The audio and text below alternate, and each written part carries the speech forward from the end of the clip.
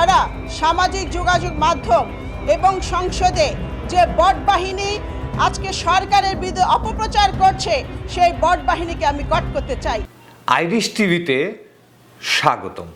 হিংসা থেকে হিংসার জন্ম। উনার নাম রেহেনা আক্তার রানু।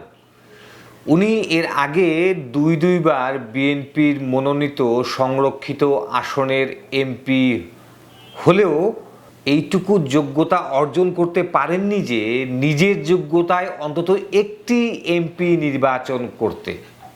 কিন্তু উনি হিংসা ছড়ানোর ক্ষেত্রে উনি শতভাগ সফল। একটু ভাবুন, আপনাকে দয়া করা হলো দেশের ভালো মঙ্গল করার জন্য, কিন্তু আপনি হিংসা ছড়িয়ে দেশকে কলঙ্কিত করলেন। অবশ্য দিন দিন এটা প্রমাণিত হচ্ছে যে বিএনপি দলগত সিদ্ধান্ত মোতাবেক বিরোধী দলের সঙ্গে একটি ব্যাপক গণ্ডগোল সৃষ্টি করার চেষ্টা করছে, যেন গণভোটের বিষয়টি ধামাচাপা পড়ে যায়, গণভোট যেন কোনোভাবেই বাস্তবায়িত না হয়। ঠিক ফ্যাসিস্ট আওয়ামী লীগের মতো নিপীড়ন নির্যাতন চালাচ্ছে সরকার, অথচ আমাদের চারিদিকে স্বজনপ্রীতি, ভুল পরিকল্পনা, চুরি, ডাকাতি, ছিনতাই, ঘুষখোরি সহ দেশ দখল, এগুলো সবই হচ্ছে একটি পক্ষের ক্ষমতা, সুখ, ইচ্ছা বজায় রাখার জন্য। বিএনপির আচার আচরণে এটা প্রমাণিত হচ্ছে যে বিএনপির নেতাকর্মীরা সব কিছুর ঊর্ধ্বে দেশের অপরাধ সর্বোচ্চ পর্যায়ের দিকে যাচ্ছে।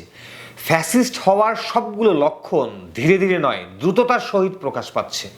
প্রতিটি ক্ষেত্রে বৈষম্য এত ব্যাপক তফাৎ সৃষ্টি করেছে যে জনগণের কাছ থেকে আপনাদের দূরত্ব যোজন যোজন মাইল দূরে। শুধু পক্ষ নিয়ে জয়ী হওয়াই বড় কথা নয়, উদ্দেশ্য এবং চর্চা ছাড়া বিজয় প্রতিষ্ঠিত হয় না এবং পতন সব কিছু ধ্বংস করে দিয়ে যায়।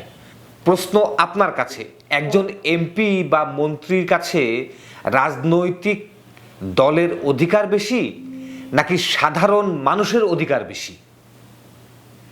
আপনার উত্তরের অপেক্ষায়।